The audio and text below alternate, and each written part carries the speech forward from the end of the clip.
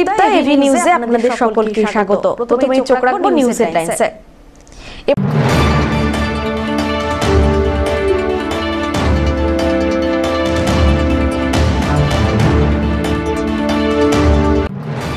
পানীয় জল পৌঁছে দিতে হবে নকশালবাড়ি ব্লকের হাতিঘিসা গ্রাম পঞ্চায়েতের শেবদল্লা গ্রামে। নির্দেশ সার্কিট বেঞ্চের বিচারপতি অভিজিৎ গঙ্গোপাধ্যায়ের। তবে কি শেবদল্লা গ্রামের পানীয় জলের সংকট সমাধানের পথে?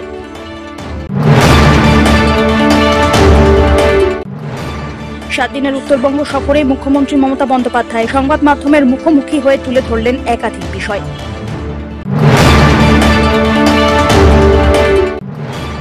জীবিত থাকার পরেও মৃত চৈতু মোহাম্মদ, সেই কারণে বৃদ্ধ ভাতা বন্ধ। এই খবর পেয়ে মোহাম্মদের বাড়ি গিয়ে হাজির হলেন বিডিও। সব নথি দিয়ে আশ্বাস দিলেন বার্ধক্য ভাতা পুনরায় চালু করার।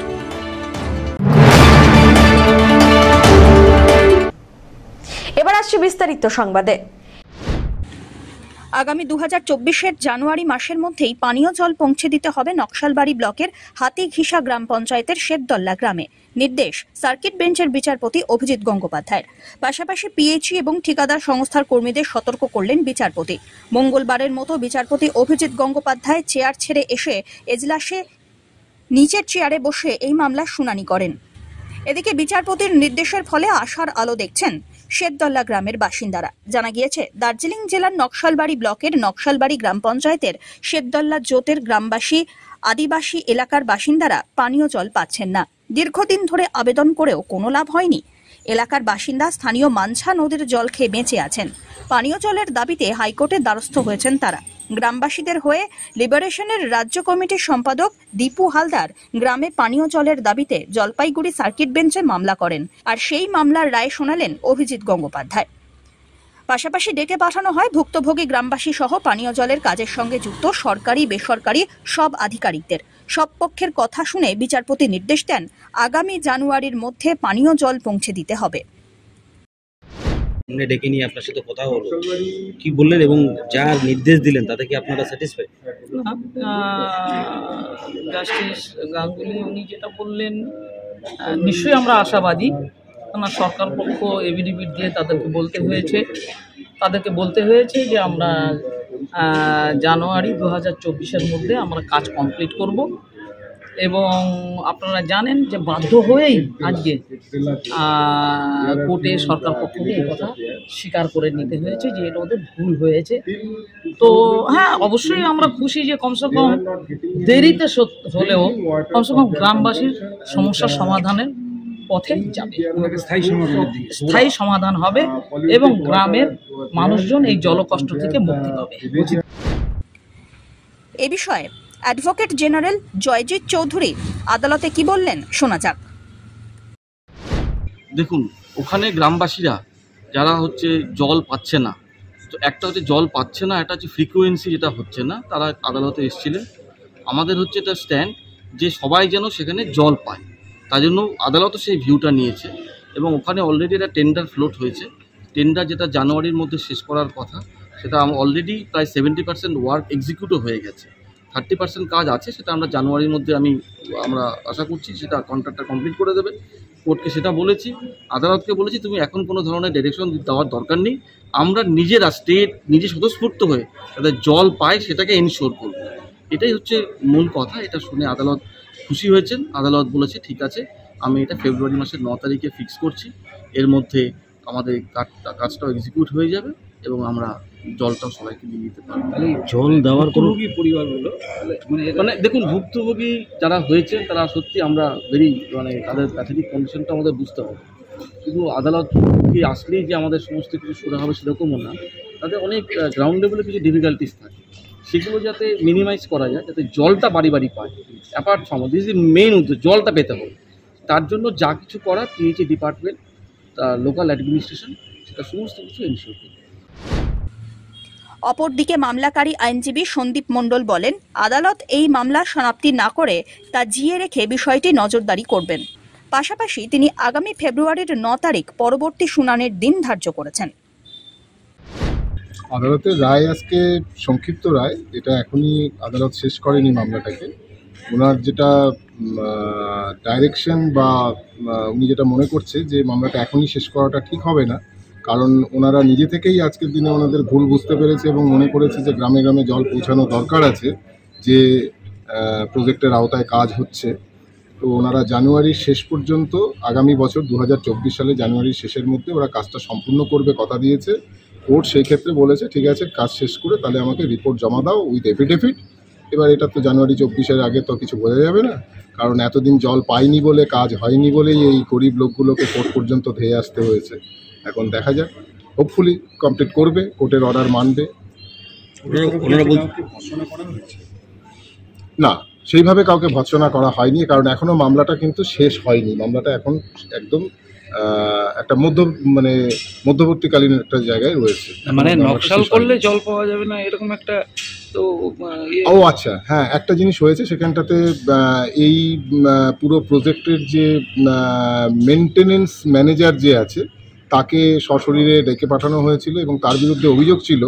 তার বক্তব্য নাকি ছিল, গ্রামবাসীদের অভিযোগ এটা, যে যেহেতু এরা নকশালপন্থী সে কারণে এদেরকে জল না দিলেও চলবে। ঠিক এই ধরনেরই একটা মন্তব্য কোর্টের কাছে এসেছিল বলে তাকে ডেকে নিয়ে আসা হয়েছিল এবং তাকে ভৎসনা বলবো না, তাকে উপদেশ দিয়েছে, সদুপদেশ দিয়েছে কোর্ট, যাতে এরকম ধরনের কোনো মানসিকতা না রাখে বা ভবিষ্যতে এই ধরনের।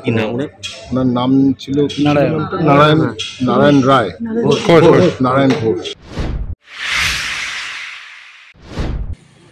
উত্তরবঙ্গ সফরে শিলিগুড়িতে এসে পৌঁছলেন রাজ্যের মুখ্যমন্ত্রী মমতা বন্দ্যোপাধ্যায়। বুধবার দুপুরবেলায় শিলিগুড়ির বাগডোগরা বিমানবন্দরে তিনি পৌঁছন। এরপরে সড়ক পথে কার্শিয়াংয়ের উদ্দেশ্যে রওনা দেন।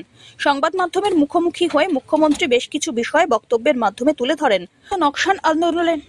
প্রয়াত নকশাল আন্দোলনের নেতা কানু সান্যালের গ্রাম শিলিগুড়ি মহকুমার নকশালবাড়ির শেবদল্লা জোতে পানীয় জলের সমস্যা মেটাতে উদ্যোগ নিলেন খোদ মুখ্যমন্ত্রী। মেয়র গৌতম দেবকে মুখ্যমন্ত্রী নির্দেশ দেন শিলিগুড়ি পুর নিগম থেকে পানীয় জলের ট্যাঙ্ক পাঠানোর জন্য। আরও একটি বিষয়কে তুলে ধরে তৃণমূল সুপ্রিমো বলেন, তৎকালীন দার্জিলিংয়ের সাংসদ SS আলুওয়ালিয়া এই গ্রামটিকে অধিগ্রহণ করেছিলেন, কিন্তু অধিগ্রহণের পর সেখানে কোনো কাজ করেননি। তাই এলাকায় পানীয় জলের সমস্যা মেটাতে জনস্বাস্থ্য ও কারিগরি দপ্তর বিশেষ উদ্যোগ নিয়েছে। ততদিন পর্যন্ত শিলিগুড়ি পুর নিগম থেকে পানীয় জলের ট্যাঙ্ক পাঠানো হবে বলে জানিয়েছেন মুখ্যমন্ত্রী। Regarding the Kanu Sannal's village, I just district magistrate and Gautam Dev, and they told me that village was adapted by SS Aluwalia, and after that he has not done anything. So now our PH is doing the water crisis management. So it will take some time because they have to dump the pipeline and then they have to do some mechanism and all. It is already started. So I think the villagers will get the water. There is no need for interference at this moment because I cross-check and they will get the water. And until and unless the problem is solved, I will request Shiliguri Municipality Mayor to send some water tank or something so that people should not face trouble. দিদি, গ্রামবাসীরা বলছে দ্রুততার সহিত এই সমস্যাটা সমাধানের জন্য আপনাকে বলে দিলাম তো, বলে দিয়েছি তো। ওটা SS আলুয়া গ্রামটাকে অ্যাডপ্ট করেছিল, তারপরে কাউকে ঢুকতে দিচ্ছিল না। এবার যখন অ্যাডপ্ট করেছে তারপরে সেটা দায়িত্ব পালন করেনি, ফলে ওখানে একটা ক্রাইসিস ছিল। সেটা PH নিয়েছে, PH কাজটা করছে। যতক্ষণ পর্যন্ত ওটা না পাবে ততক্ষণ পর্যন্ত শিলিগুড়ি থেকে আমি বলেছি যে তোমরা একটু ট্যাঙ্কে করে জল পাঠিয়ে ওদের দেখো। জীবিত থাকার পরেও মৃত চৈতু মোহাম্মদ, আর সেই কারণে বৃদ্ধ ভাতা বন্ধ। এই খবর পেয়ে চৈতু মোহাম্মদের বাড়ি হাজির হলেন বিডিও। সব নথি নিয়ে আশ্বাস দিলেন বৃদ্ধ ভাতা পুনরায় চালু করার। রাজগঞ্জ ব্লকের ফুলবাড়ি 2 নম্বর গ্রাম পঞ্চায়েতের পূর্ব আমাইদিঘি গ্রামের ব্যক্তি চৈতু মোহাম্মদ। একসময় বার্ধক্য ভাতা পেতেন তিনি, কিন্তু বছরখানেক হলো বন্ধ হয়ে গেছে সেই বার্ধক্য ভাতা। সামান্য চায়ের দোকান করে সংসার চালান। কেন বার্ধক্য ভাতা বন্ধ হয়ে গিয়েছে জানতে গিয়ে চক্ষুচড়ক কাজ। বিডিও অফিসের খাতায় তিনি মৃত বলে উল্লেখ রয়েছে। তারপরেই শোরগোল। জীবিত থাকার পরেও খাতায় কলমে তিনি মৃত। খবর পেয়ে রাজগঞ্জের বিডিও প্রশান্ত বর্মন হাজির হলেন চৈতু মোহাম্মদের বাড়ি। দীর্ঘক্ষণ কথা বলার পর সব নথি নিয়ে যান তিনি এবং পুনরায় বার্ধক্য ভাতা চালু করার আশ্বাস দিয়েছেন। এ বিষয়ে চৈতু মোহাম্মদ জানিয়েছেন, আসলো, আমি তো 2-3 বার ঘুরলাম ভাতির টাকাটা বলে কদের টাকা ঢুকবে এরকম করতে ঘুরতে তারপর দেখছি অঞ্চলে গেলাম। অঞ্চলে যা দেখছি যে আমাকে খাতাটা দেখান তো, আমার নামটা ভাতা কেন ঢুকে না। দাদুকে বলছি, দাদুকে 3-4 গেছি। ও খাতা কতে বিডিও অফিসে গেছে বারবার ওই কথা বলে। তারপরে তো ঘুরে আসলাম। ঘুরে আসার পরে আবার দেখি ব্যাংকে যাই, ব্যাংকে কাগজপাতি দেখি, যা আবার কাগজপাতি জমা করি, বই বন্ধ আছে নাকি, টাকা ঢুকে না কেন। কি বলছে আপনারা ভিডিও গেছিলেন, কি বলছে ভিডিও অফিস থেকে, কি বলছে? বিডিও অফিসে যখন গেলাম, অঞ্চল দেখা দিল, তারপরে বিডিও অফিসে গেলাম 10-15 দিন পরে। বিডিও অফিসে যা বললাম যে স্যার দেখেন তো আমাদের ভাতা কেন পাচ্ছি না, কী ব্যাপারটা, কাগজটা একটু দেখান। তারপর সব অনেক কাগজগুলো দেখতে লাস্টে পালো যে তো আপনি তো মারা গেছেন, মারা দেওয়ার পরে মারা গেছে তো আমি তো এইখানে আছি। আর কাগজগুলো দেখেন, আমার রিপোর্ট সব কর্মপত্র দেখেন। তারপর আমার তো করার কিছু নেই। আমি বলছি দেখেন আমরা গরিব মানুষ, আমরা ঘর কিছু পাইনি এখনো, আমাদের খুব অবস্থা খারাপ, কাজকর্ম করে পাই না। আচ্ছা আজি কাজ আছে, আজি কাজ আছে, কি কল তোমার? আজি ভিডিও হচ্ছে তোমার বাড়িতে হচ্ছে? হ্যাঁ বাড়িতে হচ্ছে। কি কই যে আমি ব্যবস্থা করব, চালু করব। কি আশাবাদী, মানে আশা আছে? আশা আছে, আমরা দেখি আমার আশা কি করে তাহলে ভালো আছে। তো কতটা খুশি আপনার বাড়িতে আজকে এই ভিডিও সাহেব আসছে এবং কাগজপত্র দেখুন? খুশি, ভালো তো খুশি হবে না, ভিডিও সাহেব আমরা বাড়িতে আসছে। অন্যদিকে রাজগঞ্জের বিডিও প্রশান্ত বর্মন জানান, না আমি আপনাদের সোশ্যাল মিডিয়া মারফত এবং আমাদের ফুলবাড়ি যে প্রধান সাহেব আছেন গ্রাম পঞ্চায়েতের, তিনি আমাকে ইনফরমেশন দিয়েছেন যে একজন এখানকার নাগরিক ফুলবাড়ি 2 গ্রাম পঞ্চায়েতে তিনি পেনশন পেতেন, ভাতা পেতেন, আমাদের পশ্চিমবঙ্গ সরকারের যে স্কিম রয়েছে সেই প্রকল্পে ভাতা পেতেন, কিন্তু কোনো বিশেষ কারণবশত তাকে কোথাও হয়তো ভাতার থেকে ক্যান্সেল করে দেওয়া হয়েছে। কিন্তু আমি এটা যেটা জানতে পারছি তাকে নাকি মৃত দেখানো হয়েছে। এটা আমি বিভাগীয় তদন্ত করে ওনার ভাতা পুনরায় চালু করে দেবো, কারণ একজন নাগরিককে এভাবে কখনোই বঞ্চিত করা যায় না এবং এটা পশ্চিমবঙ্গ সরকার এবং আমরা ব্লক প্রশাসন, আমি নিজে এটা বরদাস্ত করব না। এবং কার মদতে হয়েছে এখানে যদি কেউ জড়িত থাকে তাহলে তার পূর্ণাঙ্গ তদন্ত করে ব্যবস্থা গ্রহণ করা হবে। এবং যে নাগরিক রয়েছেন ফুলবাড়ি 2 গ্রাম পঞ্চায়েতে, আমার সাথে প্রধান সাহেবও রয়েছেন ফুলবাড়ি 2 এর, আমি সেই ভাতা পুনরায় চালু করে আমি ইনফরমেশন দিয়ে দেবো। আজকে আপনি এসে কি দেখলেন? আমি এসে দেখলাম যে সত্যিই তাকে জীবিত অবস্থায় রয়েছেন। কেন ভাতা ক্যান্সেল হলো সেটা আমি অফিসে যাওয়ার পরে আমি কাগজপত্র নিয়ে নিয়েছি, সেটা পূর্ণাঙ্গ তদন্ত করব। রাজগঞ্জ থেকে সুস্মিতা চন্দের রিপোর্ট, এভি নিউজ।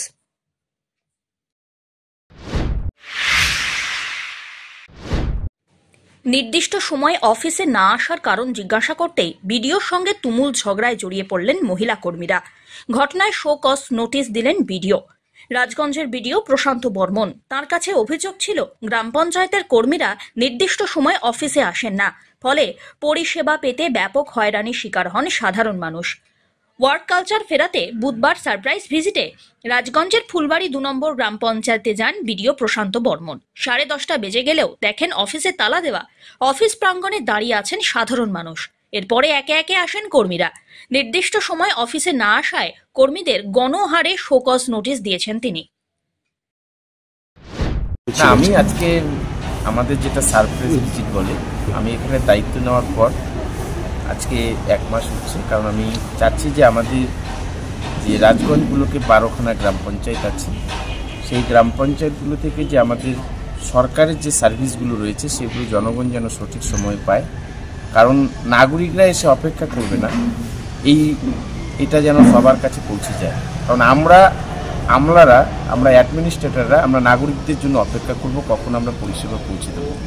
এই লক্ষ্যে আমি প্রত্যেকটা গ্রাম পঞ্চায়েত সারপ্রাইজ ভিজিট শুরু করেছি এবং কোথায় কবে যাবো এটা কেউ জানতে পারবে না, এবং ইনক্লুডিং আমার গাড়ির ড্রাইভারও জানতে পারবে না যে আমি কোন দিকে যাচ্ছি। কারণ নাগরিকদের কাছে এই বার্তাটা পৌঁছে যাক যে প্রশাসন, গ্রাম পঞ্চায়েত থেকে শুরু করে ব্লক প্রশাসন, আমরা পশ্চিমবঙ্গ সরকারের সব রকম পরিষেবার বক্তব্য পৌঁছে দিই। এই জন্য আমি আজকে ফুলবাড়ি 2 গ্রাম পঞ্চায়েত এসেছি। এখানে এসে যেটা দেখতে পেলাম যে আমাদের কিছু কর্মচারী সঠিক সময় পৌঁছালে আইন মোতাবেক ব্যবস্থা গ্রহণ করা হবে। শোকজ করা হলো, যাদেরকে অ্যাবসেন্ট পেয়েছি প্রত্যেককে শোকজ করা হবে। শোকজ মতলব হচ্ছে যে তারা কেন অ্যাবসেন্ট আছে, কেন ডিলে হচ্ছে, আমাকে কারণ দর্শানোর জন্য তারা আমাকে জানাবে। এর জন্য যা চিঠি করার আমি সেটা করব। সাধারণ মানুষের সাথে কথা বলেন, কি বলো? আমি এখানে এসে দুজন সাধারণ মানুষকে পেলাম, নাগরিককে, যে খুবই আমার খারাপ লাগলো যে আমাদের সরকারি কর্মচারীদের জন্য নাগরিকরা অপেক্ষা করছে, এটা কখনো মেনে নেওয়া যায় না। আমি কখনোই এটা প্রশাসক হিসাবে মেনে নেব না, কারণ আমরা প্রশাসন নাগরিকদের জন্য অপেক্ষা করি যে কখন তাদের হাতে পরিষেবা তুলে দেবো। এবং আমি দেখলাম একজন মহিলা কাস্ট সার্টিফিকেটের জন্য এর আগেও করেছিলেন, সেটা ওনার অ্যাপ্রুভ হয়নি, কিন্তু আমি আজকে দেখলাম, এটা আমি আজকে গিয়ে আমার লগ ইন থেকে আমি অ্যাপ্রুভ করে এইচডি পাচ্ছি। রাজগঞ্জ থেকে সুস্মিতা চন্দ্রের report, AV news.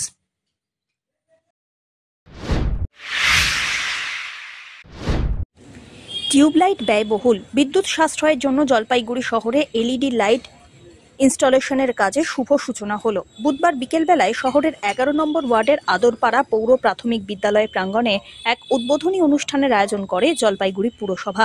Green city মিশনের অধীনে এই এলইডি বাতি লাগানো হবে বলে সূত্রের খবর। এদিনের অনুষ্ঠানে হাজির ছিলেন chairperson Papiya Pal, vice chairman Saikat Chattopadhyay, chairman in council Lopamudra Adhikari, 11 নম্বর ওয়ার্ডের কাউন্সিলর মানসী বিশ্বাস, 1 নম্বর ওয়ার্ডের কাউন্সিলর নীলম শর্মা সহ অন্যান্যরা। এ বিষয়ে চেয়ারপারসন বলেন, বৃহৎ কর্মকাণ্ড হাতে নিয়েছে পুরসভা, শহরের পুরো এলাকা আরও আলোকোজ্জ্বল হয়ে উঠবে। আমাদের জলপাইগুড়ি শহরবাসীর জন্য রেখেছিলেন এবং মূলত এটার লক্ষ্য হলো যেখানে যেখানে আমাদের জলপাইগুড়িতে যেখানে যেখানে টিউব লাইট রয়েছে সেই টিউব এবং ভেপার লাইটগুলোকে তুলে দিয়ে তার সেই জায়গায় এলইডি প্রতিস্থাপন, এবং এটা বিদ্যুৎ সাশ্রয়ের জন্য আমাদের পশ্চিমবঙ্গ সরকারের একটি প্রকল্প, এবং তাতে বিদ্যুৎ সাশ্রয় অনেকটাই কমবে এবং সাশ্রয় হবে, এবং সেটারই আজকে শুভ উদ্বোধন আমাদের জলপাইগুড়ি পৌরসভার অন্তর্গত 11 নম্বর ওয়ার্ডে আজ থেকে শুরু হলো সেই কাজ, এবং এটির প্রতিটি 25টি ওয়ার্ডে পর্যায়ক্রমে আমরা কিন্তু এই যে যে জায়গায় টিউব এবং ভেপার রয়েছে সেই জায়গায় আমরা এই এলইডি লাইটগুলোকে বসিয়ে দেব, এবং পরবর্তীকালে যেখানে যেখানে নেই সেটা পরবর্তী ভাবনা। প্রথম পর্যায়ে কিন্তু এলইডি লাইট বসবে সেখানে যেখানে টিউব এবং ভেপার রয়েছে সেই জায়গায় সেই লাইটগুলোকে তুলে দিয়ে এই এলইডি লাইট প্রতিস্থাপন করা। অপরদিকে ভাইস চেয়ারম্যান সৈকত চট্টোপাধ্যায় বলেন, মুখ্যমন্ত্রীর স্বপ্নের প্রকল্প বাস্তবায়িত হতে চলেছে। ধাপে ধাপে সমস্ত ওয়ার্ডে টিউব লাইট, ভেপার লাইট বাতিল করে এলইডি লাগানো হবে বলেও খবর। করতে হবে, একদিকে জল প্রকল্পের আমরুত, একদিকে রাস্তাঘাট তৈরি, একদিকে পুকুরের সৌন্দর্যায়ন, যেমন দুলাল দিঘি এবং তার সাথে হাই স্কুলের পুকুর, এবং তার সাথে এলইডি লাইট প্রথমে লাগছে 4000 এলইডি লাইট, এবং এটা phase 1, phase 2, phase 3, phase 4, phase 5 এবং এর টোটাল ভ্যালুয়েশন 2,43,62,29 টাকা। এবং এইটায় আমরা টিউবলাইটটা খোলা হবে, সোডিয়াম পেপারটা খুলে সেটা লাগানো হবে। এবার এটা করার পর দেখা গেলো যেটা রিমেইনিং থাকলো তখন আমরা যেসব পোল ফাঁকা আছে সেখানে, এছাড়াও আমরা আরও 3টা ডিপিআর চেয়ারপারসনের সাথে আলোচনা করে আমরা খুব দ্রুত পাঠাচ্ছি, এবং জলপাইগুড়ি শহর উত্তরবঙ্গের মধ্যে সবচেয়ে ঝকঝকে শহরে পরিণত হবে। পিনাকি শিলের report, AV news.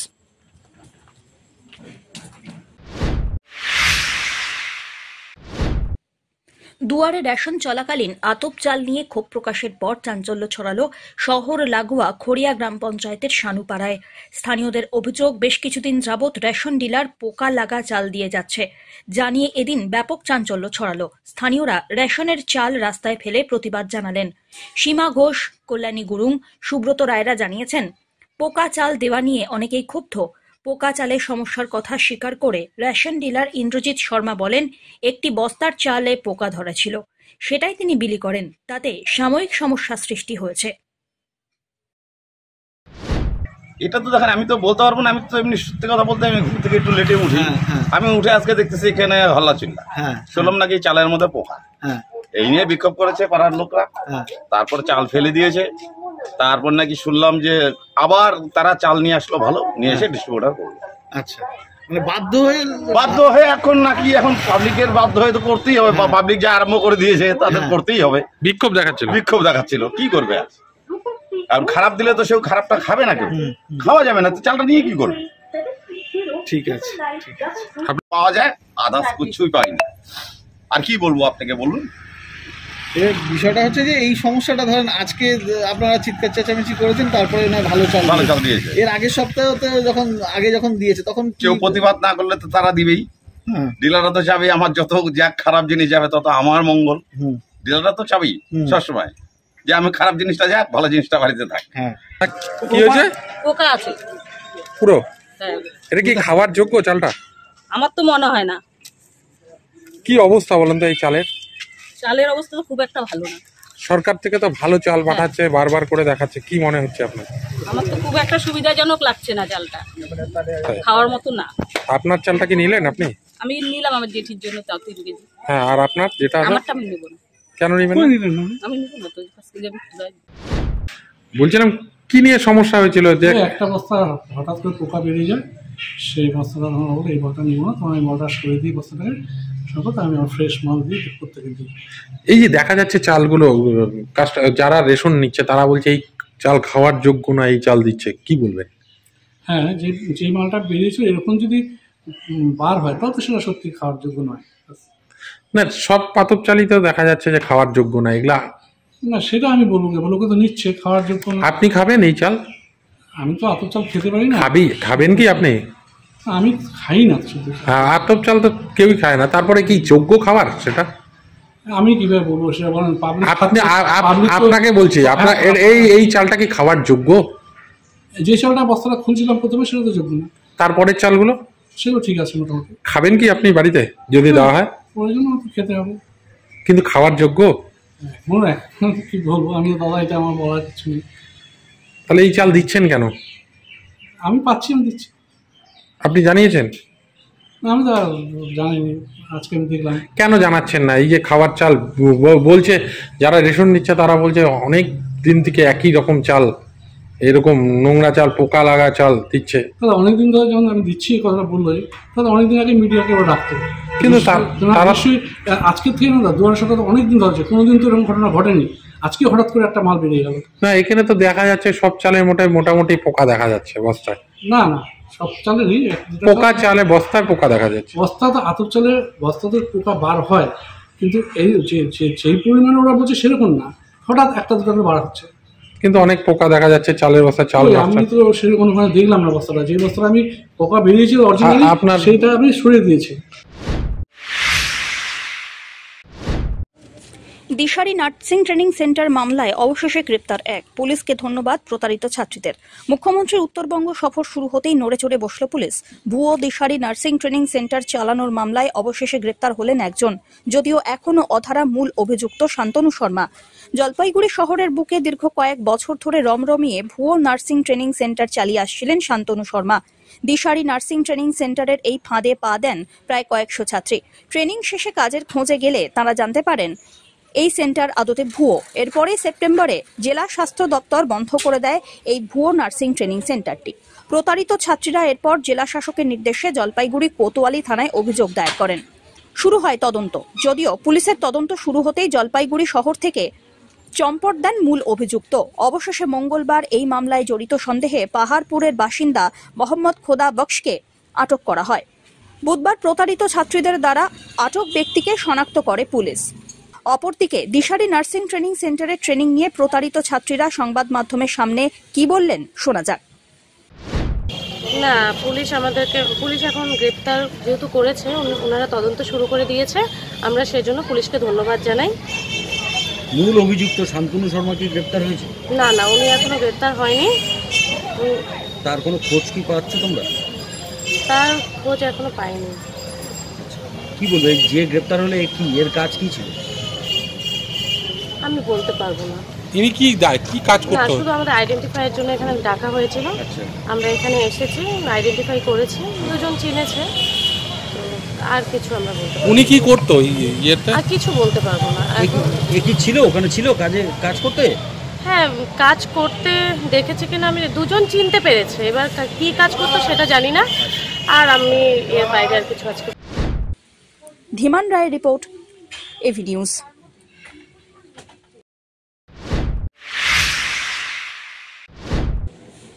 All India civil defence day পালিত হল জলপাইগুড়িতে। এই উপলক্ষে বুধবার জলপাইগুড়ি জেলা শাসকের দপ্তরে এক অনুষ্ঠানের আয়োজন হয়। অনুষ্ঠানে উপস্থিত ছিলেন জেলা শাসক শামা পারভিন, সদর মহকুমা শাসক তমজিৎ চক্রবর্তী সহ বিভিন্ন সরকারি আধিকারিকরা। যথাযোগ্য মর্যাদার সঙ্গে এদিন পালিত হয় সিভিল ডিফেন্স ডে।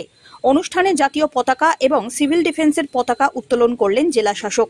এছাড়াও অনুষ্ঠানের মধ্যে দিয়ে সিভিল ডিফেন্সের বিভিন্ন সরঞ্জামের প্রদর্শনীর আয়োজন করা হয়। সারা বছর ধরে জলপাইগুড়ি জেলার বিভিন্ন এলাকায় যেসব বিপর্যয় এবং দুর্ঘটনা ঘটে সেখানে সিভিল ডিফেন্স কর্মীরা গিয়ে কিভাবে উদ্ধার কার্য করেন তা প্রদর্শনীর মাধ্যমে তুলে ধরানো হয়। সিভিল ডিফেন্স ডে সেলিব্রেশনের জন্য আমরা এখানে এসেছি। তো এখানে আমাদের প্যারেড হলো, তারপরে মকড্রিলও হয়েছে, আর এখানে আমাদের ইকুইপমেন্টও আমাদের শো করছে। এখানে এটা খুবই গুরুত্বপূর্ণ আছে। দেখুন আমাদের কোনো প্রাকৃতিক আপদা হয়ে যায়, কোনো ম্যানমেড আপদা হয়ে যায়, কোনো আপদা হয় ডিজাস্টারের সময়, এই সব থেকে আজ আমাদের টিম আছে যেটা আমাদের এসে আমাদেরকে সবাইকে রেস্কিউ করে, আমাদের গ্রামের লোক আছে সবাইকে রেস্কিউ করে। তো এদের ইম্পর্টেন্সটা আমরা ভোলাতে পারবো না এরকম। অমিত বণিকের রিপোর্ট, এভি নিউজ।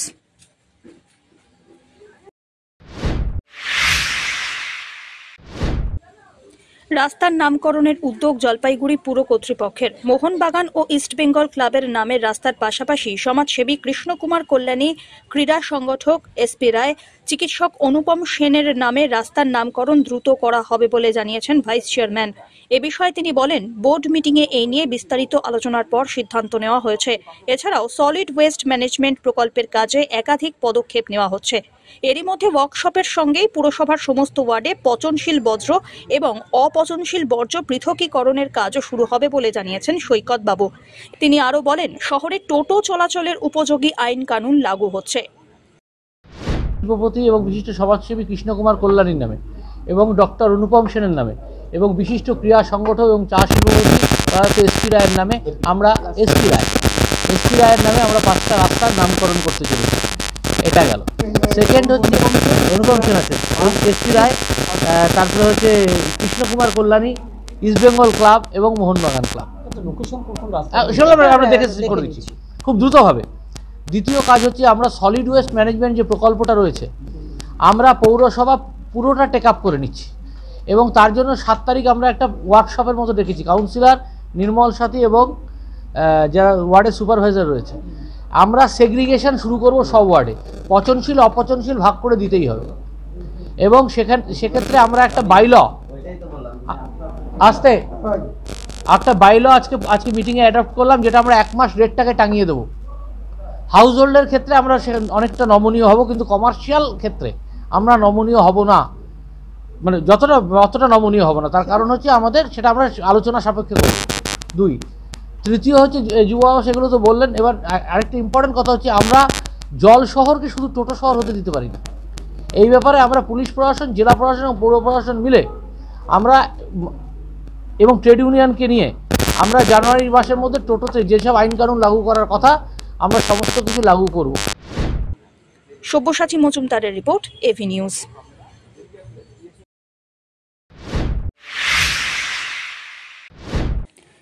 রাজ্যের হয়ে জাতীয় সাব জুনিয়র তাইকোন্ডু চ্যাম্পিয়নশিপে রূপো পেল জলপাইগুড়ির মেয়ে প্রতিষ্ঠা কুণ্ডু। এছাড়াও রাজ্যে 1টি সোনা এবং 2টি রূপো তথা 5টি ব্রোঞ্জ পদক জয় এসেছে।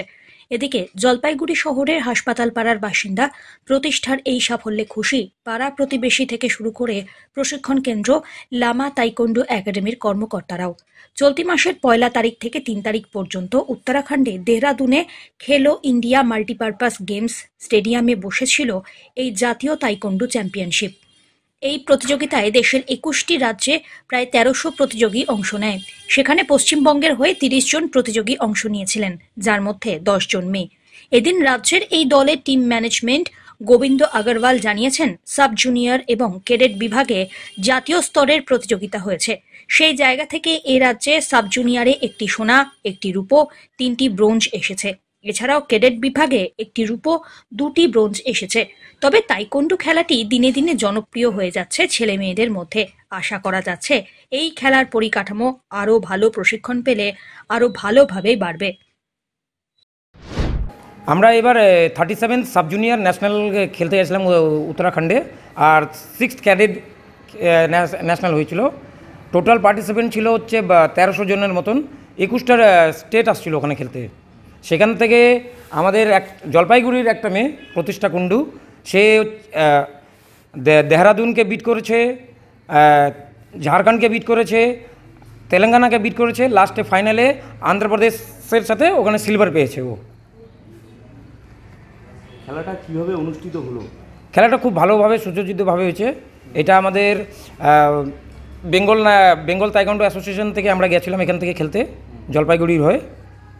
সুব্রত ব্যানার্জি যেখানকার সেক্রেটারি আছেন, ওনার আন্ডারে আমরা বেঙ্গল হয়ে গেছিলাম। বেঙ্গলের টোটাল 30 জন ক্যান্ডিডেট গেছিলো। সেখানে জলপাইগুড়ি থেকে একটা প্রাইজ আসছে সিলভার, আর টোটাল প্রাইজ আসছে একটা গোল্ড আসছে, 2টা সিলভার আসছে, আর 5টা ব্রোঞ্জ আসছিল টোটাল বেঙ্গলে।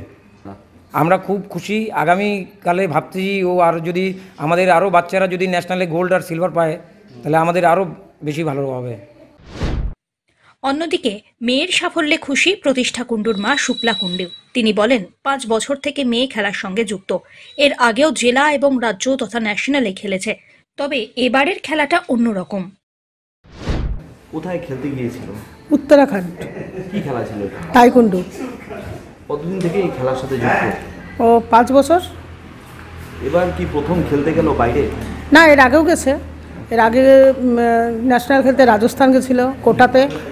তার আগে তোমার হচ্ছে হাওড়া, তারপরে হচ্ছে বালুরঘাট। এবার গেছে উত্তরাখণ্ডে। কাদের সাথে খেলা ছিল এটা? ওর তো খেলা ছিল হচ্ছে প্রথম খেলা হলো উত্তরাখণ্ডের সঙ্গে, তারপরে হলো তেলেঙ্গানা, তারপরে হলো অন্ধ্রপ্রদেশ।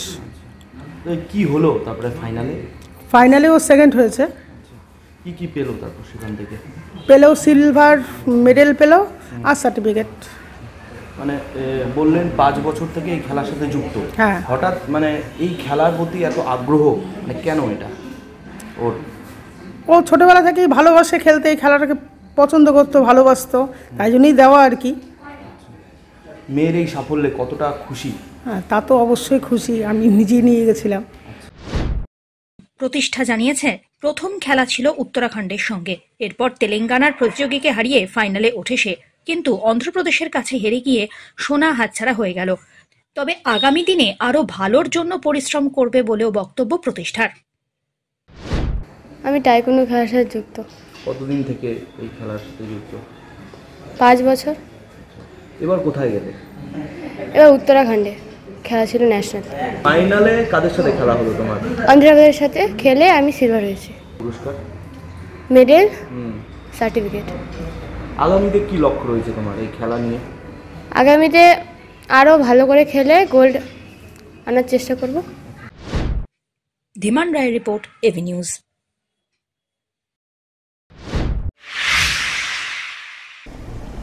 শেষ করবার আগে নিউজ হেডলাইন্স আরো একবার।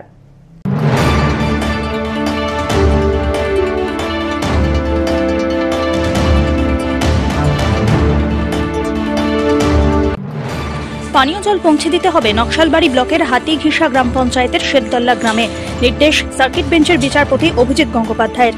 তবে কি শেদদল্লা গ্রামের পানীয় জলের সংকট সমাধানের পথে?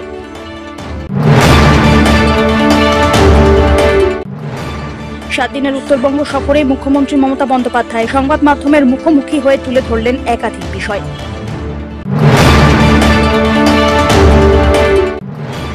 জীবিত থাকার পরেও মৃত চৈতু মোহাম্মদ, সেই কারণে বৃদ্ধ ভাতা বন্ধ।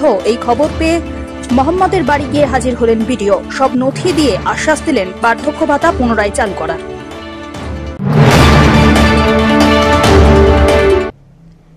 এখনকার মতন এভি নিউজ এ পর্যন্তই। পরবর্তীতে আসছি আরো সংবাদ নিয়ে। দেখতে থাকুন আমার ভিশন। নমস্কার।